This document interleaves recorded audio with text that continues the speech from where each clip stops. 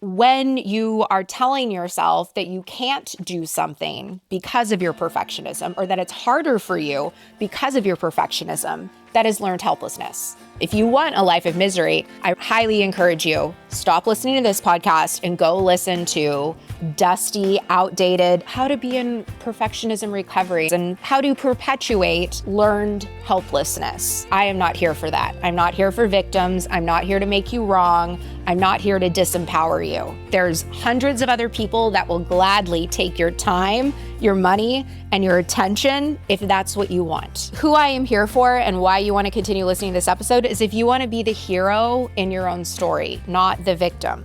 If you are ready to burn bright instead of burning out, to lead without losing yourself, and to enjoy the life you have worked so hard to create, then keep listening. I'm your host, America's leader on rewiring perfectionism, CLG, and this is Perfectionism Rewired, the podcast. Welcome to Perfectionism Rewired. Today we are unlearning learned helplessness. In this episode, we are challenging the learned helplessness that is embedded into perfectionism recovery so that you can get on the path to quit fighting against your perfectionism forever. Let's just start with perfectionism in general. The actual definition, scientifically, for what perfectionism is, it is the ability to see an ideal and see all the possibilities, but you're able to see more possibilities than a non-perfectionist or a pedestrian would be able to.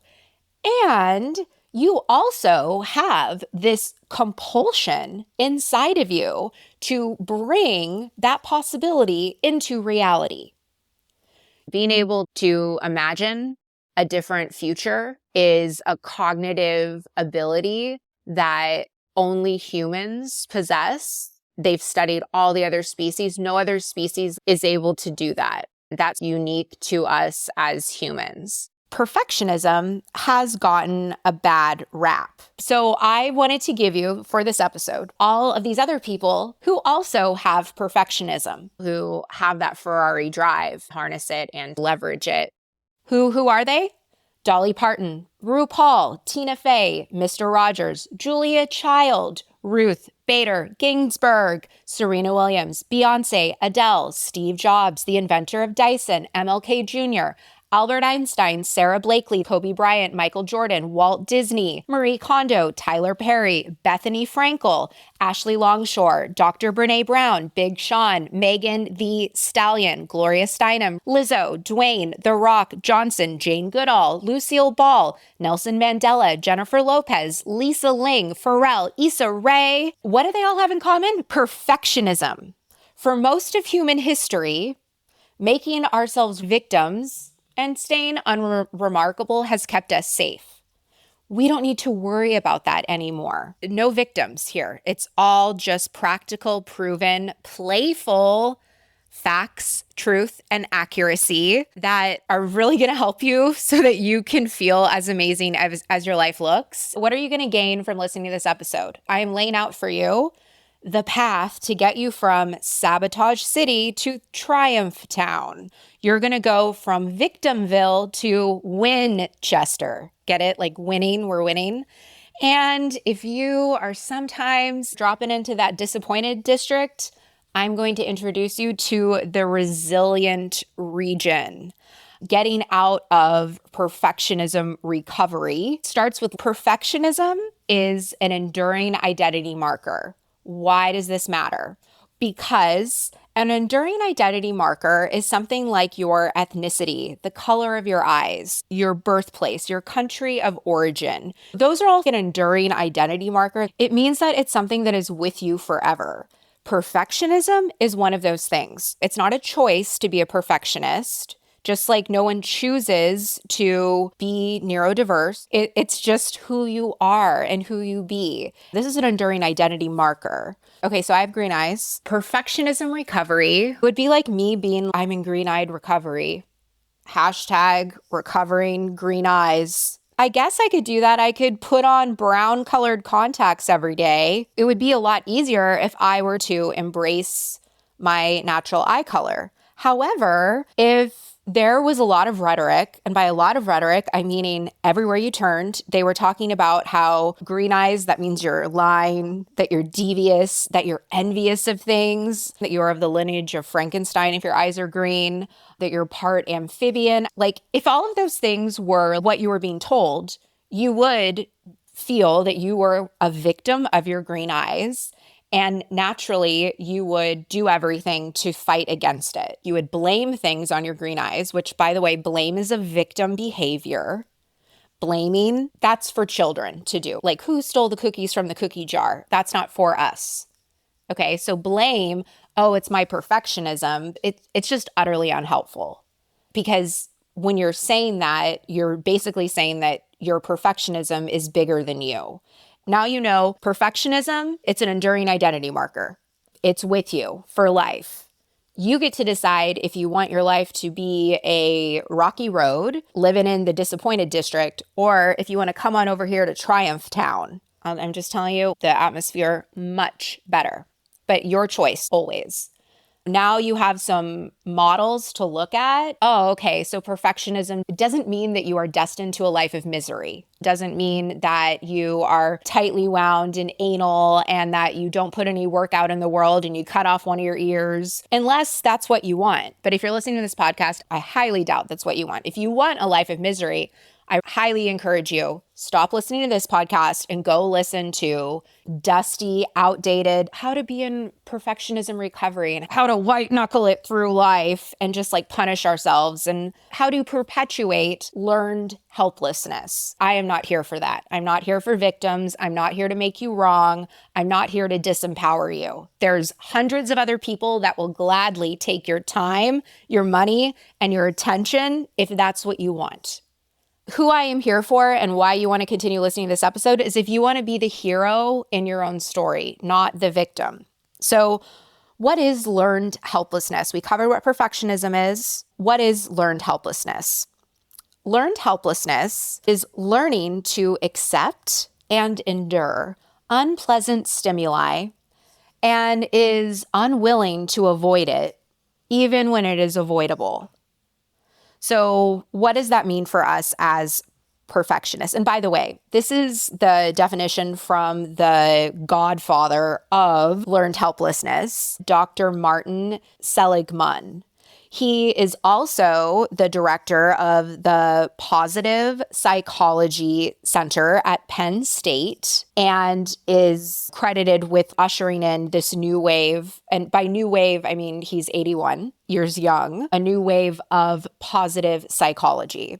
What happens with learned helplessness and perfectionism is being willing to accept that perfectionism is a bad thing and then to endure all the fighting against yourself and making yourself wrong, being unwilling to avoid that even when it is completely avoidable. Now, I don't like the term avoidable because it makes it seem like you're scooting out of something, like you're avoiding something, which when we are an unwired perfectionist, I know for me, like I avoided stuff all the time because it was like, eek, uncomfy. I don't want to make people upset. So I would just like avoid situations, even though it was like really just me avoiding standing up for myself. Okay. So Dr. Martin Seligman did years and years of research on learned helplessness. He learned that people learn a sense of helplessness when they misinterpret failures that they've had and they internalize it as helplessness. I'm guessing that, not guessing, but if I were a wagering woman, that you have had obstacles in your life that you have internalized as you are helpless against your perfectionism, that your perfectionism is controlling you. And then because of that, what happens is you actually learn to be helpless in the world. This is such a dichotomy because I know you and you're probably like, what? Helpless? No victim vibes here. However, when you are telling yourself that you can't do something because of your perfectionism or that it's harder for you because of your perfectionism, that is learned helplessness. It is. What the brilliant Dr. Martin Seligman did is he had this hypothesis that he was like, well, you know what? If you can learn helplessness, I wonder if you can Missy Elliott flip it and reverse it. So he did studies on exactly that, whether you could rewire helplessness and that you could become empowered. His studies proved humans can actually completely rewire their thinking from helpless victim to empowered, prolific person. And those who really practice make permanent and developed this habit of being empowered were a lot more successful. They were happier, they had better health, and he has done over the decades, thousands of scientific studies. That is where I learned from a scientific background, it's possible to do that with perfectionism. It started with me asking myself, okay, how is my perfectionism benefiting me? What are the perks around that? What is the gift here? And really getting curious about what was happening and able to turn all my L's into lessons. When I make a big mistake, how can I transform this? And how can I approach this kind of issue in the future? On TikTok, I shared a video of part of my home renovation and how I kicked over a full gallon of paint in my bathroom. That is just such an example of what happens when you unlearn helplessness and that you stop deciding to take up residency in perfectionism recovery. Now, stepping into the truth booth here, we always keep it 100, but truth booth is where we get vulnerable with each other. If you were taught from a young age that you are helpless in the face of struggles that are bigger and more powerful than you, then especially if that happened when you were age 7 or younger, you innately continue to view things that happen to you with the same perspective of lack of control, even when you can actually take charge of those situations. So even if you actually do have authority over what's going on, the default is to this learned sense of helplessness no matter the context. This is something that as ambitious, driven, perfectionistic people, you can unlearn and rewire through training ourselves to be response able.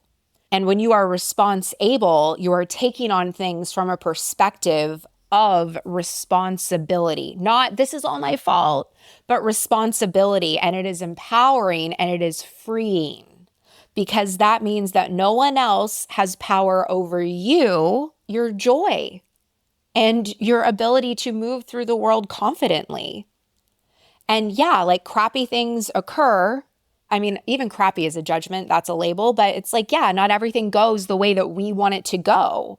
But instead, the perspective is opened up into well, there's someone else that's maybe gotten through this. Who has that somebody been? Or do I want to be the first? Am I a leader and I go first and I'm going to show other people how they can go through this situation?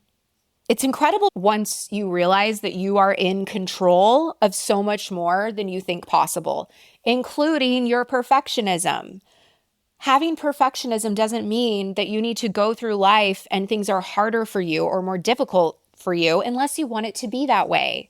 You have spent, by this point, at least a decade minimum in fighting against yourself, in making yourself wrong, and in trying to strong arm your way against the people pleasing, the overthinking, the ruminating, the catastrophizing, the self-criticism, and all that jazz. And it's oh my goodness, what if there's a better way? There is.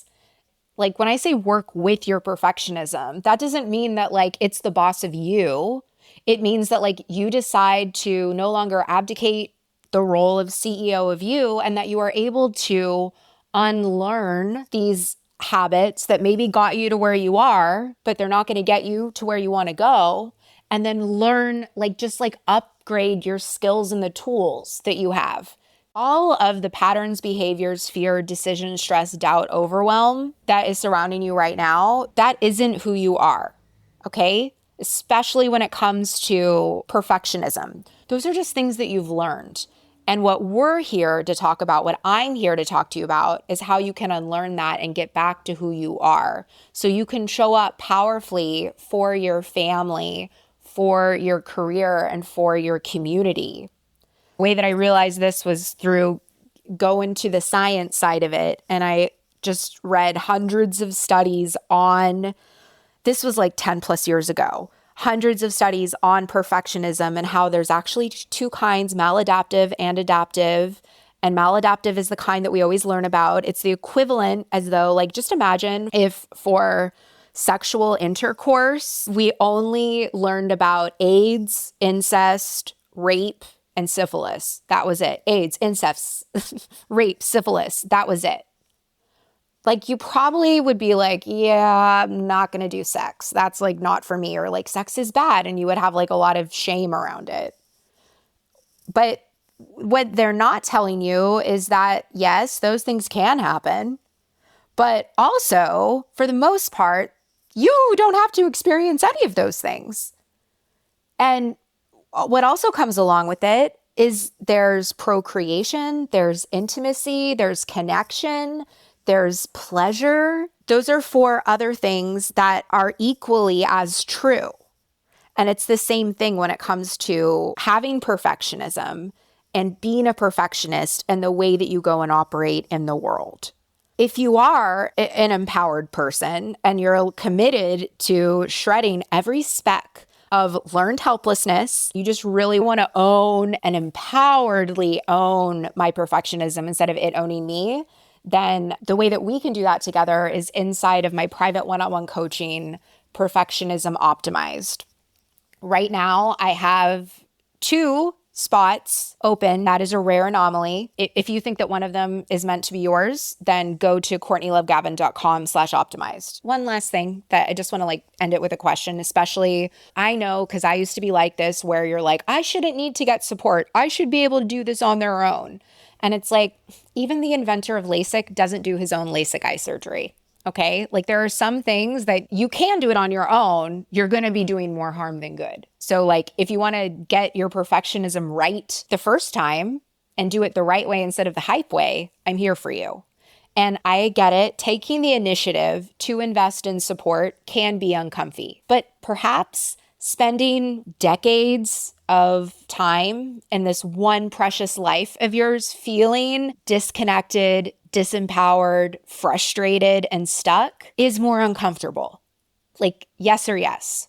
An action step for this episode, just ask yourself, what if it could be easier? What if there is a less arduous path? Are you willing to explore that? Why or why not? Listen up. Taking charge of your perfectionism is so much easier than you have been led to believe. Whether you want to stop playing out worst case scenarios in your head or be joyfully present ambitious again, you don't need more rigid rules, guesswork, or hard work in perfectionism recovery. You need a framework that helps you understand and, most importantly, rewire your perfectionistic habits from the inside out. It starts inside of Perfectionism Optimized. Besides the obvious mental health and wellness benefits, rewiring your perfectionism is the fastest way to figure out what's really underneath your perfectionistic patterns. This radically different, proven, proprietary approach helps you succeed by dropping the contempt and judgment that blocks change. Discover how to trust yourself, take control of your world, and feel truly empowered to own your perfectionism instead of being owned by it. Head on over to CourtneyLoveGavin.com and start your transformation today.